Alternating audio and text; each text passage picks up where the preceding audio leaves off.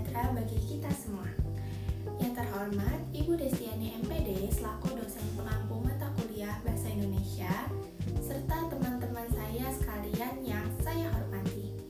Perkenalkan, nama saya Mutiara Putri Maharani dengan NPM 2513024039. Pada kesempatan kali ini, saya akan mempresentasikan tentang hubungan makhluk hidup dalam ekosistem. Sebelum masuk ke materinya, saya ingin bertanya terlebih dahulu nih kepada teman-teman semuanya. Menurut teman-teman, apa sih yang dimaksud dengan ekosistem? Apakah ekosistem itu hanya tentang lingkungan aja atau ada hubungan lain ya di dalamnya? Nah, di dalam presentasi ini kita akan membahas lebih jelas mengenai pengertian ekosistem, komponen-komponen ekosistem, serta berbagai bentuk hubungan antar makhluk hidup yang terjadi di dalamnya.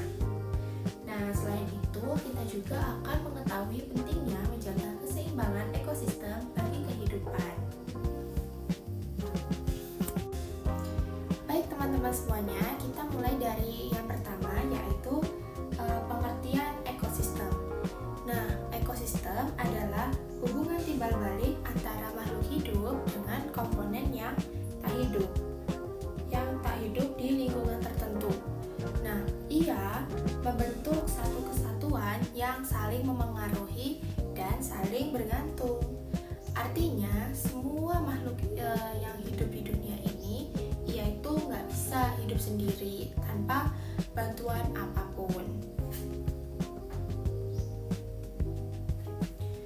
Nah, ekosistem sendiri ini terdapat dua komponen ekosistem, yaitu yang pertama ada komponen biotik, artinya komponen biotik itu komponen yang hidup.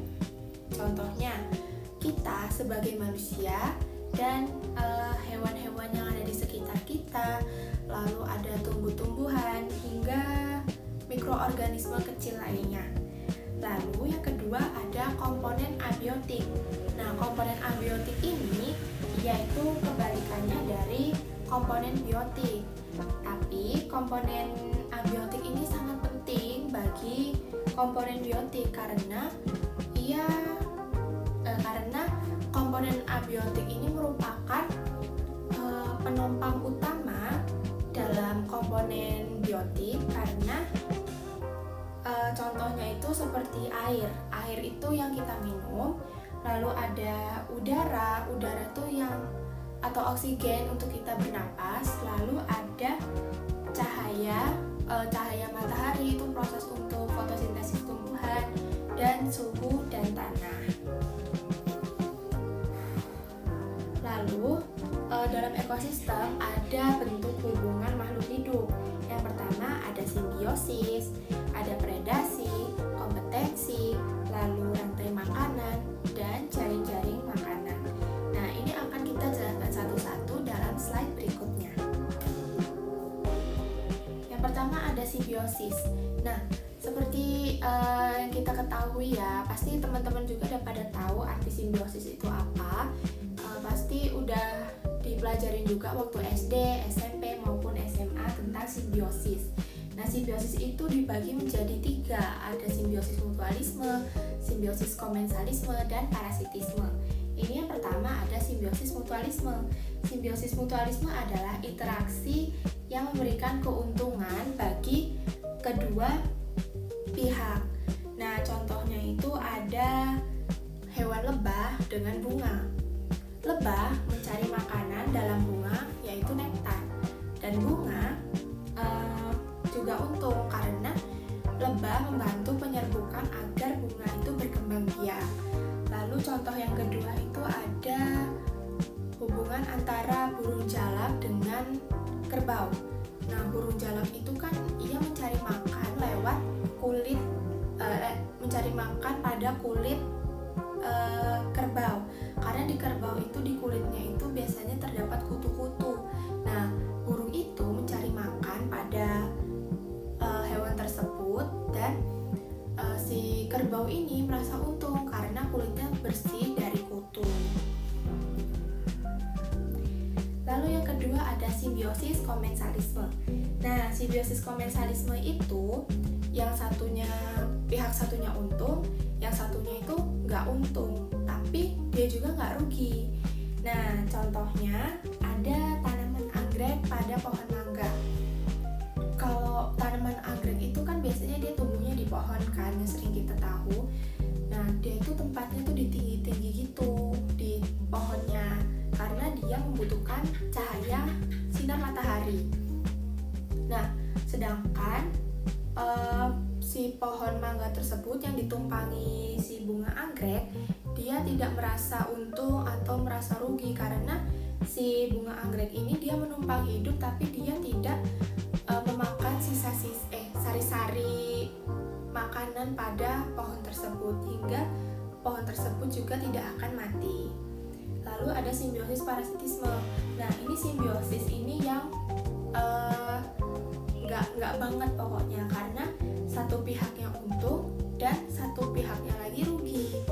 Contohnya itu tanaman benalu pada pohon mangga lagi. Nah, kalian tahu kan tanaman benalu itu bisa merusak tanaman. Nah, tanaman benalu itu di sini sebagai pihak yang untung.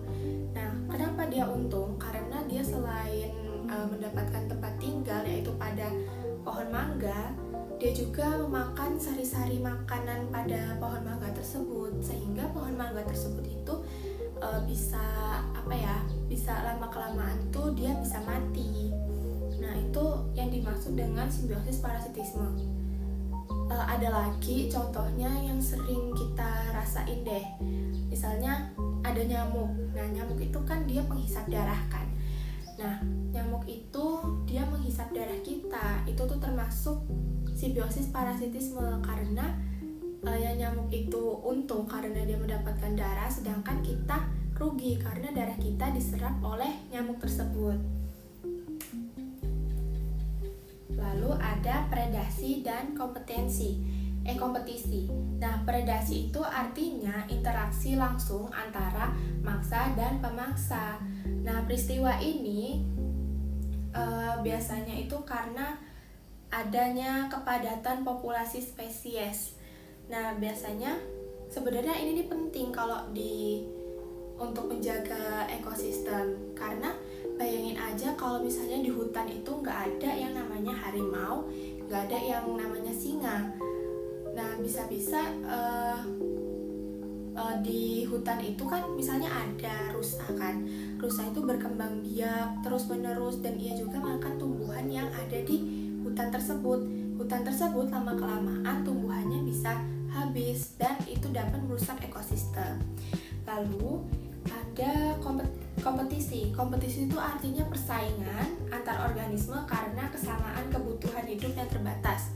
Nah, kan namanya makhluk hidup pasti butuh air, makanan, tempat tinggal, dan lain-lain. Nah, kompetisi ini ada dua contoh. Misalnya yang pertama tuh ada kompetisi intraspesifik.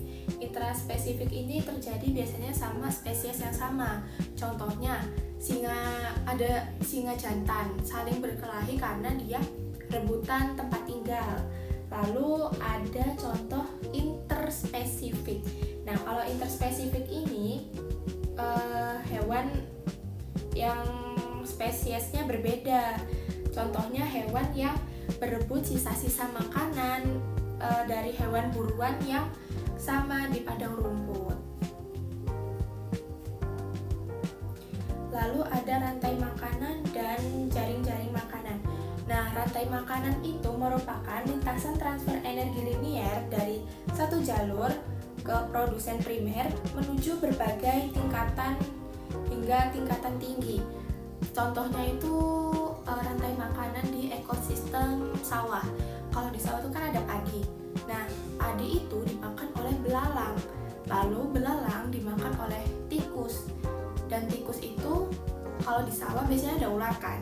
Tikus itu dimakan oleh ular. Lalu ular dimakan oleh burung elang. Nah, burung elang sendiri kalau misalnya mati, dia juga bakalan terurai oleh jamur atau bakteri lainnya.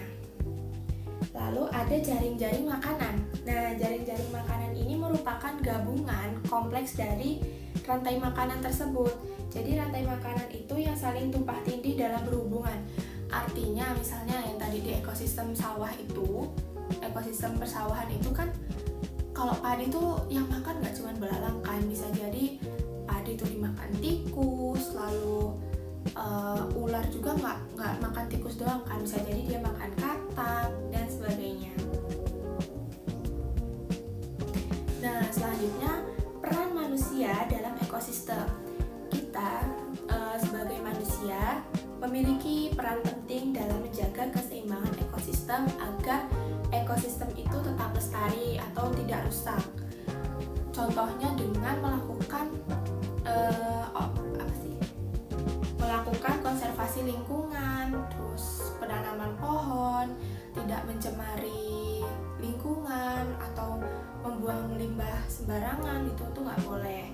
Nah, kita harus selalu menjaga kelestarian alam agar ekosistem itu dapat terjaga dengan baik. Teman-teman semuanya, sebagai kesimpulan dari seluruh rangkaian presentasi saya hari ini, bahwa makhluk hidup di dalam suatu ekosistem tidak pernah bisa berdiri sendiri, dan kita sebagai manusia, kita semua berada di dalam satu jaring kehidupan yang sama dan saling bergantung.